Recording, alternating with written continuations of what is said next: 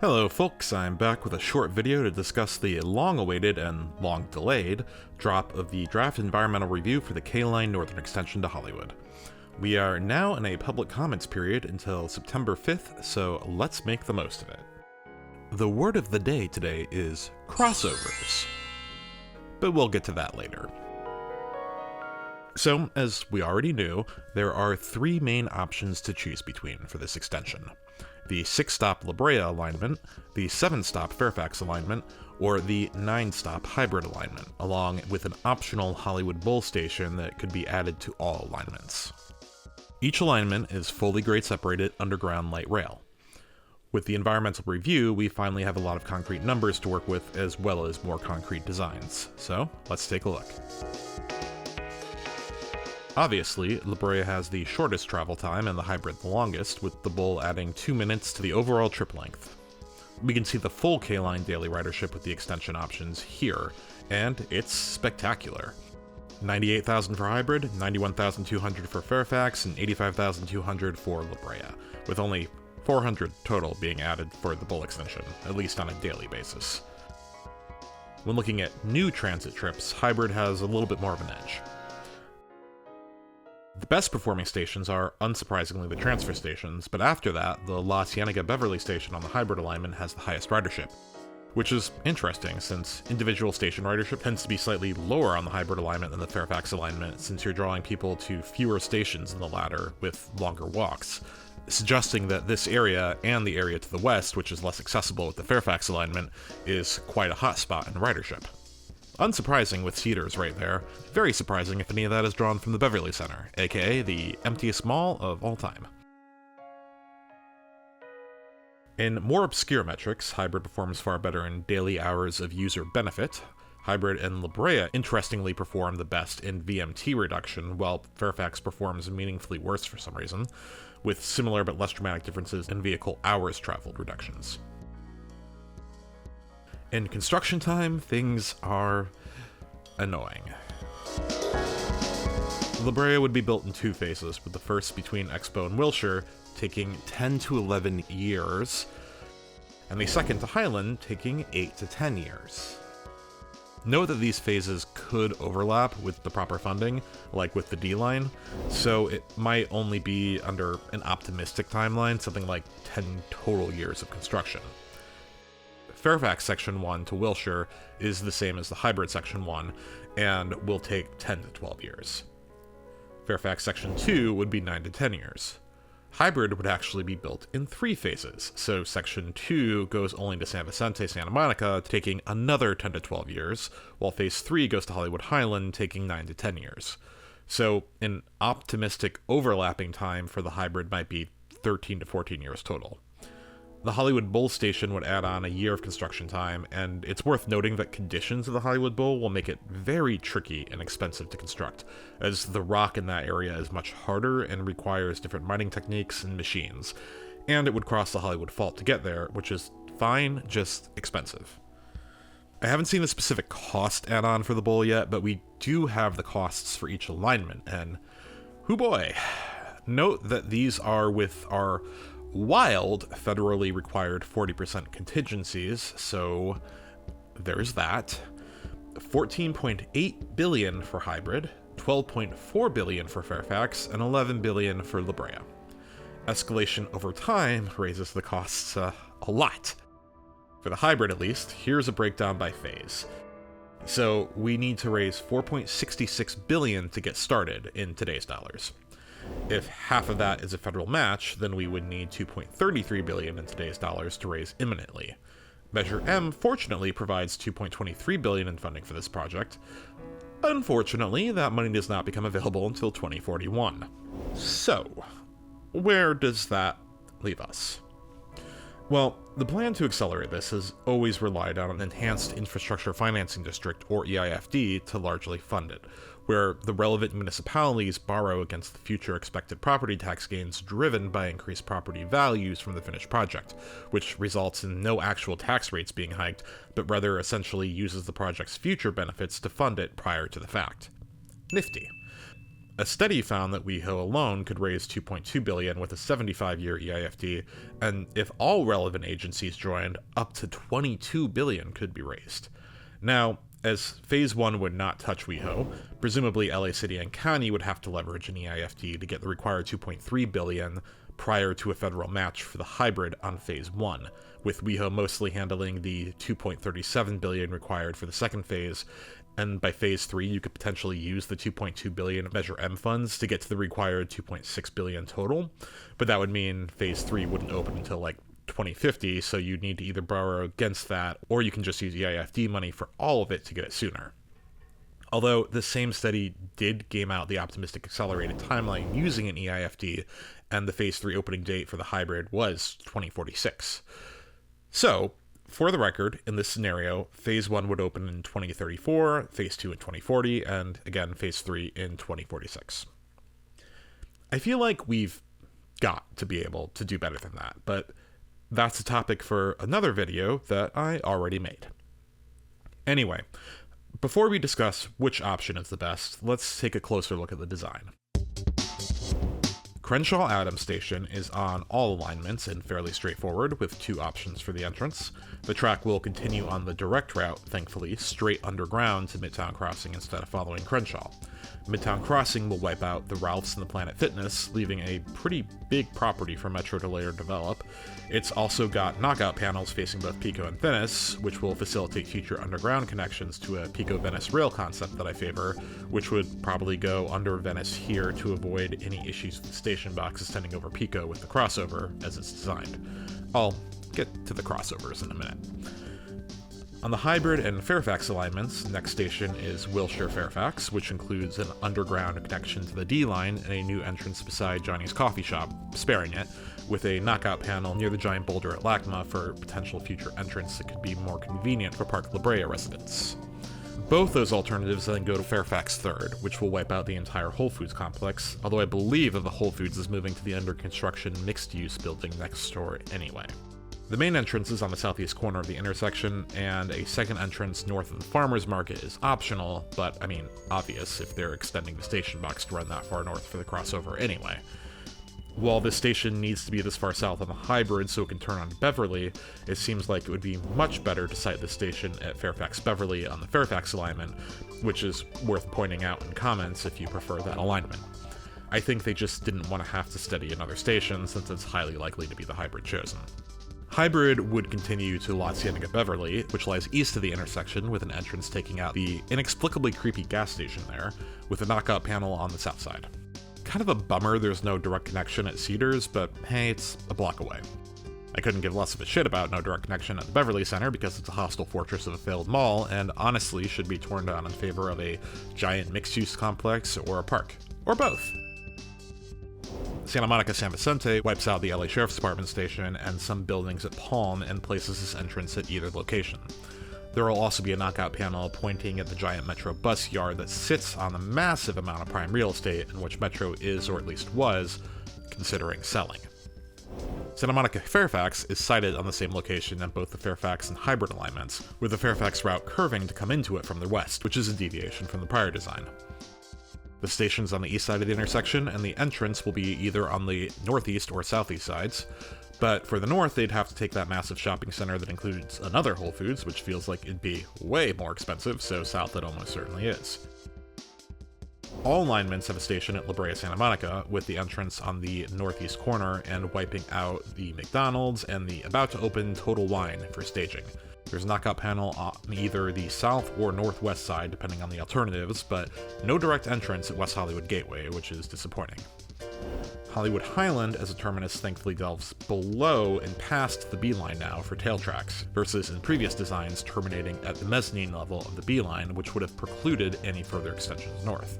We will also have a direct connection underground to the B-line platforms and construct a second entrance at either the southwest or southeast corners of the intersection, taking out some of our cringier touristy shit potentially. The Bull Station would have its entrance at either Lot B or C, with B obviously being the more convenient choice. On the La Brea alternative, Wilshire La Brea connects underground and constructs a new entrance at 6, with a high number of casualties on La Brea, but barely sparing Republic at least, and Beverly La Brea would place an entrance on either the northeast or northwest corner. Oh, and the maintenance and storage facility is just an expansion of the existing K-Line facility down by LAX. Now, finally, let's talk crossovers. You may have noticed, every station except Santa Monica La Brea includes a crossover, which are used to reroute trains onto the opposite track when there's an issue with one track. Having more crossovers means headways don't get reduced as much when there's maintenance during open hours or some kind of a problem. Good, right? Sure. The problem is that crossovers with this tunnel boring method necessitate giant station boxes, and underground station box excavation is by far the most costly and time-consuming part of any metro project. These crossovers in particular are insanely long, high-speed crossovers, longer than our heavy rail line crossovers. What's more, having them at nearly every station is massive overkill. In this diagram of the metro track layout here, you can see how crossovers on the B line are spaced roughly every third station, a paradigm that would work well on the K line, as you can build one at the terminus of every phase, which would be necessary. To underline how insanely over-engineered these stations are, let's take a look at all the stations to scale by length with the heavy rail line stations that they cross. It is striking. These stations mostly only need to be the size of Santa Monica La Brea. By some quick back-of-the-napkin math, reducing the crossovers so that we have one lower speed crossover at every third station reduces the amount of station excavation by about 43%. That is years off the insane construction timeline, and billions saved, especially when you factor in the fact that any cost gets escalated by 40% with contingency. That means that we're excavating almost exactly a kilometer of extra material. That's longer than the Burj Khalifa flipped on its side, and at least 3 stories underground, sometimes over 100 feet underground. If my very rough estimate is correct, and no promises, I was a liberal arts major, this involves excavating nearly twice the volume of the Burj Khalifa. Yes, 2 whole Burj Khalifas of digging to slightly improve headways during the very infrequent times that a track will need to be closed. So, what the hell is happening here? Well, it's been pointed out that it's far easier to remove elements from an EIR than add them in later, so they may potentially be over-engineering the project here on purpose to scale it back later when they decide what they actually need, since that's a simpler process than adding in a crossover later that they hadn't previously studied. And Metro has tended to value engineer out some crossovers in the past, so that's a promising thought. However, 2 problems there. First, the cost estimates out of the DEIR become one of the chief points of consideration when deciding how to move the project forward, so to put forth such wildly overblown estimates does not serve the project at all. And second, that doesn't really account for the comically massive size of the crossovers. The suspicious part of my brain wants to think that, with this project seeming preordained to go with the hybrid because of WeHo essentially willing to shell out whatever it costs, the contractor doing the EIR is arbitrarily pumping said cost. However, that contractor won't be the same entity actually building the project. I mean, that has to be bid on. So that might be a bit conspiratorial. But something is off here, though. And after a lot of digging, I think I might have some ideas to an answer. I found a presentation from June of 2022 given to Metro about crossover design speeds, and it essentially scolded Metro, or rather the contractors hired by Metro, for designing crossovers safely rated for 1 speed while aiming to operate them at higher speeds to hit desired single-track schedules. Ultimately, it prescribed specially designed 351-foot crossovers for heavy rail that could handle speeds that normally required 425-feet crossovers. Now, that 351-foot recommendation is longer than the roughly 283-foot crossover in the D-Line Wilshire La Brea station box. So, and fair warning, this is where I'm really entering speculative territory, I think what's happening here is consultants doing the EIR were generally told based on this to design higher speed crossovers and started designing these light rail crossovers to the new heavy rail standards. beyond them actually, as these crossovers are nearly 400 feet, still 50 feet longer than even heavy rail crossovers needed to be. Now, it very well could be there's something I'm missing here, but the fact remains that these crossover lengths seem wildly out of line with underground light rail crossovers around the world, and even in LA Metro. Historic Broadways, for example, the most recent underground light rail crossover they've built, is under 300 feet. And regardless of the length, they definitely do not need to be this frequent. Simply put, these station boxes shouldn't be nearly this big, and they should be buildable for a fraction of the cost and timeline. You could shave a few billion off and get the complete project done by something more like, 2042 possibly, if you reduce this. This over-engineering is a core issue of the cost and timeline issues I talked about before, and it's such an obvious place for us to target, and we can target it right now while it's in design. So, what do we do with all this? Well, I think pretty much everyone watching this will probably agree that commenting in general support of the project and in extreme support of its acceleration is good. I think it's worth asking Metro to explain both the crossover frequency and length, and opine that settling for slightly longer headways when trains are having issues is worth it if it means billions in savings in getting the project years sooner. American transit in general has a massive over-engineering problem, and we need to get this under control if we are ever going to seriously pursue a transit renaissance in this country. Now, on to the options. First, the Hollywood Bowl station. It ain't looking good. The daily ridership is obviously awful, which is why it was also omitted for the B line, and it's no longer needed as a TBM launch site, and it's apparently wildly complicated and expensive. Now, its event ridership would undoubtedly be amazing, and would be a huge bit of relief to the residents who live near there who can't get in or out of their neighborhood every other summer night. And this would be hugely popular amongst the general public and would expose a lot more people to the Metro. The intangibles are good, and I think if the costs for this station were in line with the others, I would say it still had a good shot, but the geological conditions here make me very skeptical that they'll go for this, at least for now. I think it has a much better chance on a future extension to the valley, where the cost to mine through this area would be baked in anyway. It'll be interesting to see the debate on this. I mean, I personally would love to see the station because I would use the hell out of it. I love the bowl, but yeah, it'll be pricey, and the metrics they've put forth aren't great, but if you want it, ask for it. As for the main three alignment options, well, look. My view on this channel had long been in support of the La Brea option to allow for an east-west Santa Monica line in the future, with a spur potentially built as part of this project to give WeHo some of that service now. Unfortunately, they did a feasibility study on the spur idea and eliminated it. So that's out, and these are what we're left with. And there are pros and cons for each. La Brea is much faster and more direct for travelers going through the area, but it serves fewer travelers in the area. It's cheaper and faster to build, but it draws less ridership. It allows for an ideal future layout of lines in the area, with the Santa Monica extension of the Southeast Gateway line going to either Venice, Century City, or up to the valley to join with the East San Fernando Valley line, but at the cost of leaving WeHo proper unserved with rail for likely a generation or two.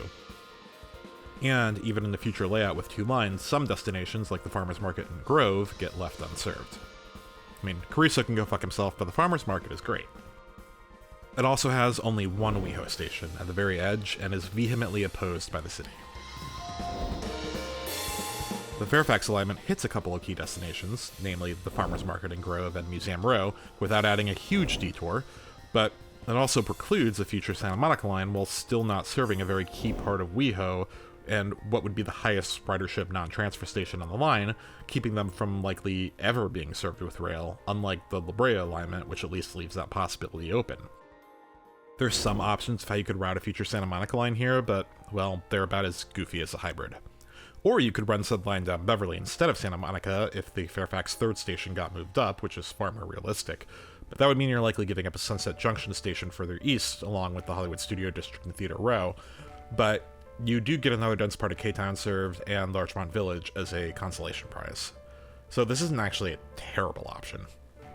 Fairfax is meaningfully cheaper than the hybrid while also not taking a huge hit in overall ridership, but it does offer far fewer daily hours of user benefits and is the worst performing for removing vehicle miles traveled and hours traveled. The hybrid alignment creates a much windier, lengthier path for through travelers, but hits nearly every destination in the steady area and offers them guaranteed service in the relatively near future, instead of a vague hope of service when we're all grandparents or dead. It's the highest ridership, but it does cost a bit more for that extra ridership. It will take 3 phases to construct instead of 2, but it's also the vastly preferred option by WeHo and potentially the only way to secure their support on accelerating this with an EIFD, and frankly, funding it at all considering the extreme shortfall from Measure M. Complicated, right? Any opinion is valid. Here's mine right now. I've been seeing a lot of people commenting that Fairfax is the best middle ground because it hits some of the bigger destinations and gets almost full ridership for less, and takes 2 phases, and doesn't detour as much as a hybrid. But, I don't know, it does bother me that it possibly precludes this area from ever being served by rail, unless we end up making an east-west line on Beverly, which feels less likely to me than Santa Monica. In that sense, it goes from being the best of both worlds to the worst of both worlds. And while you maybe could drag WeHo into supporting it kicking and screaming, I don't think that's a sure thing. The hybrid really has seemed preordained for a while, with WeHo's support for it and the need for WeHo to financially back the acceleration. It wouldn't be my first choice, but I think that with the reality of where we are right now, it's probably the best. You could still build the Santa Monica line and just terminate it at La Brea, or you could even try this and add some stations up here on Sunset and use it to connect the San Fernando Valley line to the Southeast Gateway line still. Although the density that these 2 additional stations hit is still mostly in the catchment area of these stations, so they're probably redundant. It does annoy me that they've said junction boxes would be too expensive, but then turned around and decided to be Oprah with the crossovers. I feel like the money you save by cutting 5 crossovers and shortening 3 others could be applied to 2 junction boxes, one here on strictly public right-of-way, and one here, likely having to tighten this curve and take out these properties, to allow for interlining that shouldn't hurt K-line headways since they're already doubled due to the need to share a short amount of track with the C-line. But I'm admittedly rather unqualified to make that particular judgment, and anyway, there's really just no chance in our current paradigm that they give that any priority. It would pretty much have to be an already planned or funded line to justify the money to do so. I guess you also could route it down La Brea like this, or even this, so I mean, we're not totally out of options. Who knows? For what it's worth, I'll be discussing things like this, and this specifically, in the future planning video that is cooking. Slow cooking. It's in a crock pot. Give it time. With all that, submit your comments, give your support, and give your opinion, whatever it is. I don't think that there are any obviously right or wrong answers here outside of, for the love of God, get rid of these crossovers, but just mentally prepare yourself for a bit of a Sisyphean task if you're pushing back against the hybrid.